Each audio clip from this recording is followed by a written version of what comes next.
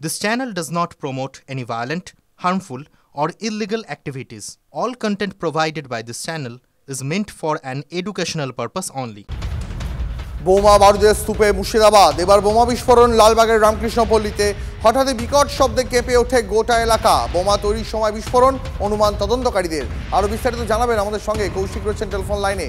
কৌশিক, দেখো, আজ বিকেল নাগাদ কিন্তু হঠাৎই এক বিকট আওয়াজ হয় এবং স্থানীয় লোকজন গিয়ে দেখে সেখানে বোমার বিস্ফোরণ ঘটেছে এবং সেটা বোমা বাঁধতে গিয়ে না মজুদ বোমা থেকে সেটা এখনো স্পষ্ট নয়। তবে ঘটনায় একজন আহত হয়েছে, তাকে স্থানীয় হাসপাতালে নিয়ে যাওয়া হয়েছে। তবে যেভাবে হঠাৎই বিকট শব্দ শোনা গেছে এবং সেখান থেকে বেশ কয়েকটি সকেট বোমা উদ্ধার হয়েছে এমনটা জানা যাচ্ছে। তবে বোমা মজুদ করছিল নাকি বোমা বাঁধছিল সেটা এখনো পর্যন্ত স্পষ্ট নয়। তবে একটি যে বোমা বিস্ফোরণ ঘটেছে সেটা দেখে বোঝা যাচ্ছে একদম তাজা বোমা রয়েছে এবং সেখানে ঘটনাস্থলে দমকলের একটা ইঞ্জিনও যায়। যেহেতু ঘরের মধ্যে এই বিস্ফোরণ সাথে ভয়ঙ্কর আগুন ছড়িয়ে যাওয়ারও একটা ঘটনা ঘটতে পারতো, সেই জায়গা থেকে এই দমকলের ইঞ্জিন যায় এবং মুর্শিদাবাদ থানার পুলিশ সেখানে পরিস্থিতি নিয়ন্ত্রণে আনে। তবে এই ঘটনায় যে আহত হয়েছে তাকে জিজ্ঞাসাবাদ, হাসপাতালে চিকিৎসার পর তাকে জিজ্ঞাসাবাদ করা হবে এমনটা পুলিশ সূত্রে জানা যাচ্ছে। তবে কি উদ্দেশ্যে এই বোমাগুলো মজুত করা হচ্ছিল বা বোমা বাঁধা হচ্ছিল সেটা এখনো স্পষ্ট নয়। দীপ, বুঝতে পেরেছি। অনেক ধন্যবাদ তোমায় কৌশিক। অনুপ্রবেশ জঙ্গি সন্দেহ ধরপাকড়ে রাজ্যের পরিস্থিতি গরম। অনুপ্রবেশ প্রসঙ্গে কথা উঠলেই অবধারিতভাবে সামনে চলে আসে রোহিঙ্গা অনুপ্রবেশ। ভারতের কাছে যেটা এখন জ্বলন্ত সমস্যা। আসাম, ত্রিপুরা পাশাপাশি এ রাজ্যেও রোহিঙ্গারা সীমান্ত পেরিয়ে ঢুকে পড়েছিল। দক্ষিণ 24 পরগনার বারুইপুরের হাড়দাহ রোহিঙ্গা গ্রাম বলেই পরিচিত ছিল এতদিন। সেই রোহিঙ্গা গ্রাম হঠাৎই উধাও।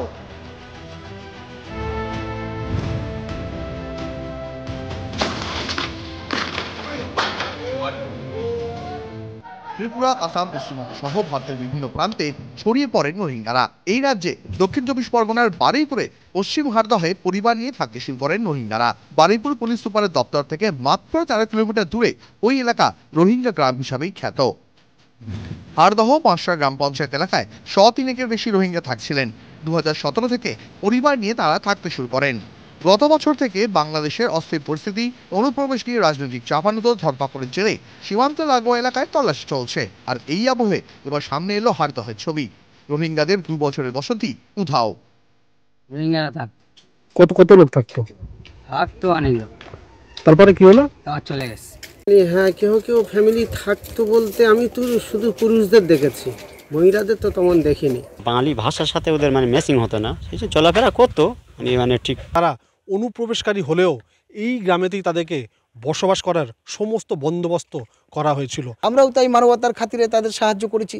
সেই হিসাবে এখানে ছিল 150 মতো ফ্যামিলি। এসপির তরফ থেকে, পুলিশের তরফ থেকে, আইবির তরফ থেকে, ডিআইবির তরফ থেকে সমস্ত রকম আমাদের তদন্ত করেছে। করার পর রিফিউজি কার্ডগুলো দেখেছে, যারা আনলিগালি কিছু নেই, দেখার পরে তারপরে তারা চলে গেছে।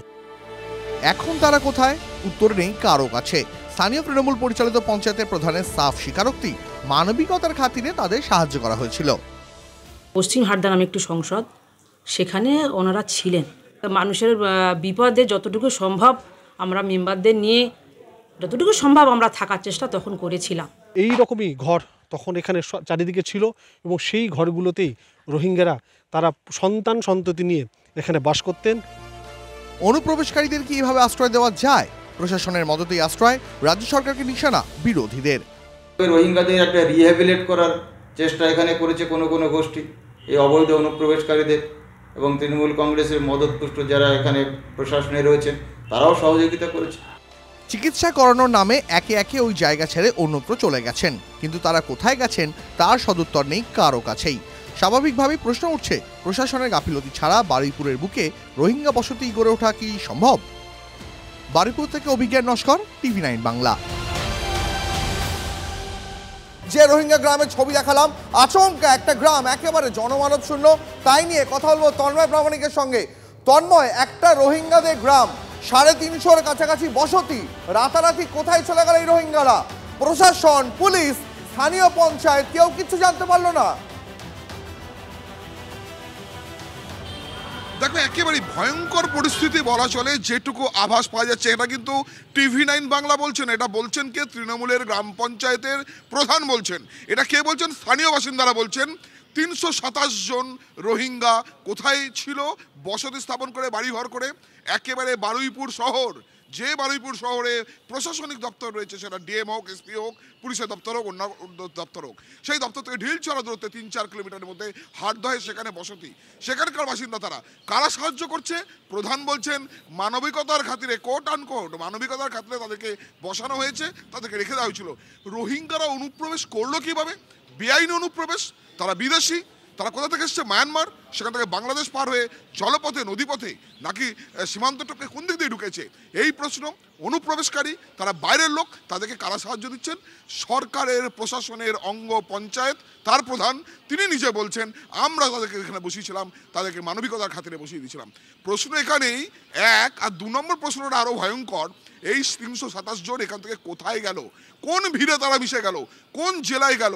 নাকি ভিন রাজ্যে চলে গেল? তার মানে 327 জন শহরের ঠিক বুকেই যদি বসে থাকে রোহিঙ্গা জনবসতি, বিদেশি অনুপ্রবেশকারী, যারা অপরাধ প্রবণ বলে অনেক সময় অভিযোগ করে, বাংলাদেশের মানুষই অভিযোগ করেছেন, সেই মানুষগুলো গেল কোথায়? সেই অনুপ্রবেশকারীরা এই মুহূর্তে কোথায় রয়েছে? তাহলে কি আরো অনুপ্রবেশ ঘটেছে? তাহলে কি দক্ষিণ 24 পরগনার যে এই প্রশ্ন উঠছে যে সেই 350 জন অনুপ্রবেশকারী তারা কি কোথাও একটা আমার বা আপনার মধ্যেই ভিড়ের মধ্যে মিশে গিয়ে এই বাংলার জন্য, এই দেশের সার্বিক নিরাপত্তার জন্য আরো বড়সড় প্রশ্নচিহ্ন তুলে দিলেন? আমাদের নজর থাকবে। তবে এর পাশাপাশি বিরোধীরা তারা বারবার অভিযোগ করছেন অনুপ্রবেশকারীদের হাতে হাতে নাকি ঘুরছে ভুয়ো পরিচয়পত্র, ভুয়ো নথি তৈরির পাসপোর্ট। অনুপ্রবেশে রোহিঙ্গা ইস্যুর সঙ্গে ওতপ্রোতভাবে জড়িয়ে রয়েছে এই জাল পাসপোর্ট কাণ্ড। আর সেখানেই প্রশ্ন উঠছে, কলকাতা পুলিশের অন্দরে কি ডালপালা মেলছে এই জাল পাসপোর্ট চক্র? কথা বলবেই নি আমাদের সহকর্মী দীক্ষা ভুঁইয়া আমাদের সঙ্গে সরাসরি রয়েছেন। সরাসরি দীক্ষার কাছে জানতে চাইব, দীক্ষা সরাসরি একটাই প্রশ্ন, গোয়েন্দাদের মনের মধ্যে এই সন্দেহ কেন যে কলকাতা পুলিশের একটা বড় অংশ তারা এই পাসপোর্ট জালিয়াতি, জাল নথি চক্রের সঙ্গে যুক্ত?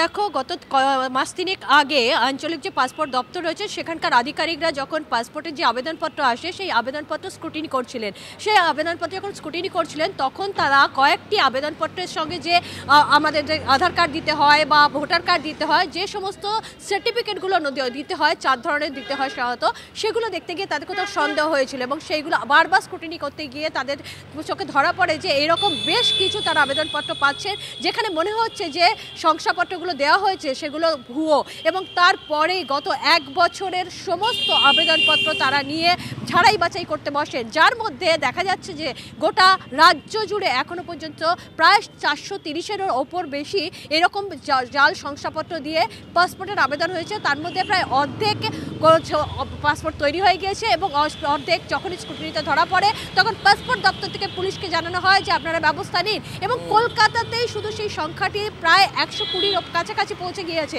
এবং তারই ভিত্তিতে গোয়েন্দারা তদন্ত নেমেছেন। এবং এখন আমরা যেটা জানতে পারছি যে উত্তর কলকাতার এক থানার সার্জেন্ট এবং হোমগার্ড দুজনে একেবারে দুজন তারা নজরে রয়েছেন, তারা রেডারে রয়েছেন, কারণ যাদের আমার আপনার বাড়িতে গিয়ে পাসপোর্টের নথি ভেরিফাই করার কথা তারা কি তাদের কাজ ঠিকভাবে করছেন? এদিকেই সন্দেহ গোয়েন্দাদের।